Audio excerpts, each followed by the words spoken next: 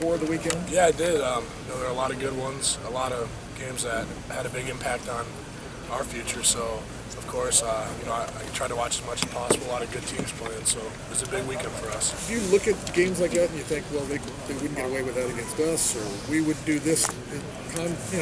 Here's how we would battle what they're doing, or I don't look, when I'm watching other teams, I really don't look at concepts as much as I just watch certain players. I like watching offensive line play and watching good defensive ends play and D tackles. So I'm not as much of a big picture guy when I'm watching other teams. I just like to watch players play, and if I know a guy on another team, I watch him play. So it's just fun to see what's going on at other schools. And after seeing Alabama play, do you think that you could compete with them on an equal basis? Yeah, I don't want to talk about that. Right now we're just focused on beating Illinois, and if we ever come to that hurdle, we'll think about that then. But they're a great football team. Obviously, the number one in the nation, so they're doing something right. And if we ever get that shot, I think we'll be ready for it. Jack, in the week leading up to Purdue, Coach Mewhort talked about conversations that you two had. You seemed concerned about the focus, I guess. Is there anything similar in your mind as you get ready for a team that hasn't won the Big Ten, going on the road again? Do you have that same concern? I think we proved going to Purdue that this is a mature football team and there's good leadership here.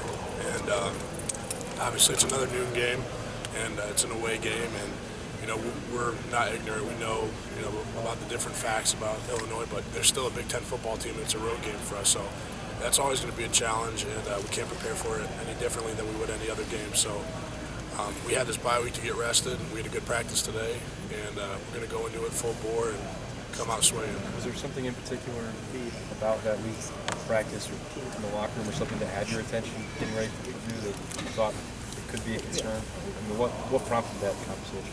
I think historically, the last 5 years, just Ohio State struggled at Purdue, so we were aware of that, and we addressed that earlier in the week, and we knew the environment. It's easy to get up to play Penn State prime time at night, in front of 108,000 people in the horseshoe, but going to Purdue and getting up at 7 a.m. to play a noon game, and the environment's a little bit different, so we just wanted to make sure we didn't let the little things affect us, and because when you start letting small things affect you, that's when you kind of realize that you're not as good as you thought you were.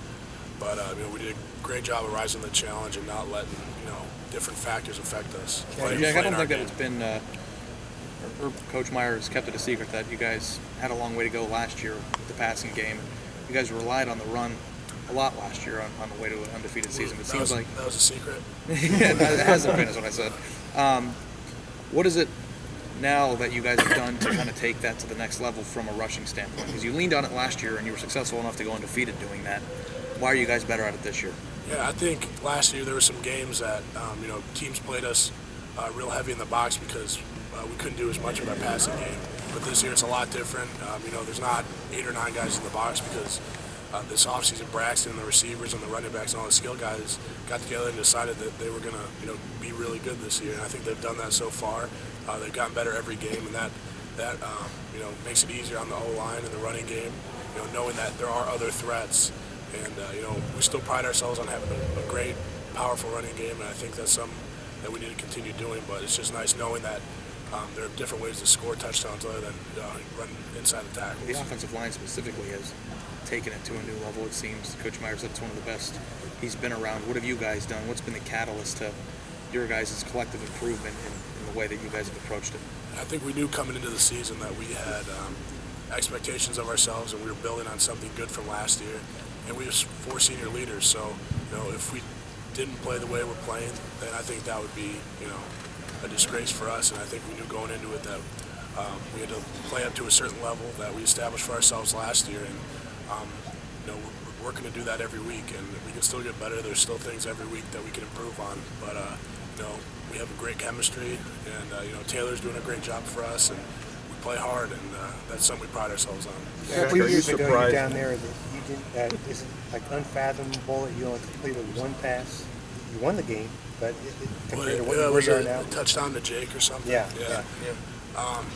Looking back, that's crazy to me, just because our passing game has evolved so much now, and so many different guys score touchdowns for us now that 1 pass, that's kind of unreal to think about. And like I said, Braxton and the skill guys have come so far. I don't think it's going to be like that this year, but we'll see. Maybe we'll have to run the ball that much, but I know as an O-line we'd like that, but I think it's going to be spread around a little bit more. Jack, when you hear people talk about you guys, when you hear people talk about the national landscape and with the national title picture, you guys almost feel like you're on the outside looking in? As in the locker room, I think there's some discussion, but as far as the team goes, we try not to get ahead of ourselves. We know we have to win every game in front of us. So I mentioned it earlier. When the time comes, I think we'll talk about that. But right now, we're just focused on winning our division and winning the Big Ten. And I think if we handle our business, we'll be all right. So it's one day at a time, and you can't get ahead of yourself, because when you start letting things slip and start letting the details slip, that's when you lose a game. So that's something we don't want to do. And if obviously we need to handle our business to get where we want to go. Can I ask you about the offensive line a minute ago? You brought up Taylor specifically. What is it?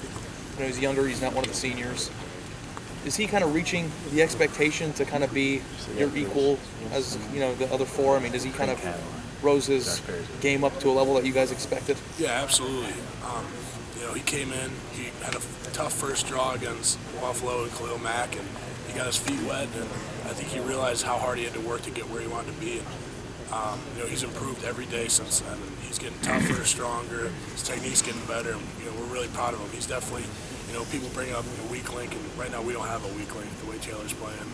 So I'm just really proud of him and the way he's worked and approached, his work on a daily basis. So he's doing a great job, and we just got to get him ready for Illinois. And I asked you about that a minute ago about the last year that you said that a lot of it, the running game, was based on people stacking the box. So do you take a lot of credit as an offensive line, though, this year with the improvement that you've made? I mean, as a group, you got to feel good about the way you guys are running the ball regardless of the circumstances, I would assume. Yeah, like I said, it's loosened up a lot in the box for us just because of different threats. But I mentioned earlier, we still pride ourselves on running the ball. We have Carlos, who does a great job for us, and a bunch of other big, powerful backs that come in. And then, we got Dontre on the edge and Braxton doing his thing also. So our running game is pretty dynamic at this point, and we just got to keep going forward with it. Jack, talk about the difference, though, from a mindset that y'all probably knew you weren't going to throw the ball much at Illinois 2 years ago, didn't you? I mean, just how much does it change just from the offensive lines knowing you're going to be more balanced going into a game than the last time y'all were over there, where it was almost like you were afraid to throw it? Yeah, I think it's a good feeling knowing that you just have a bunch of different weapons and guys that can do different things. And if you handle your job and do your job, and good things are going to happen for the team. And that's always a good feeling as an offensive lineman.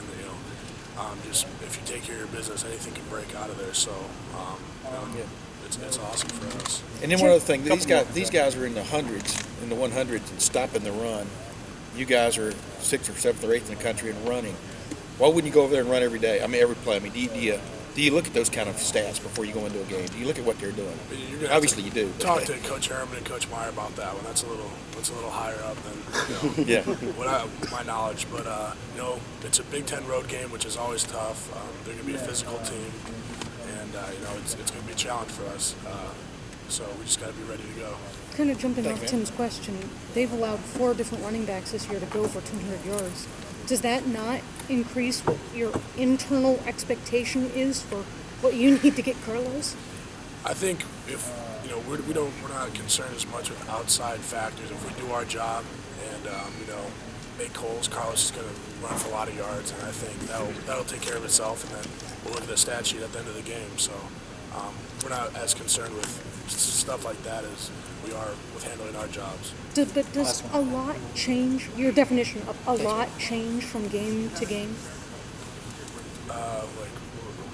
You said that if you open up holes, you'll get Carlos a lot of yards. Yeah. But does your expectation for what a lot means to you change from game to game to game? I mean, no, I think,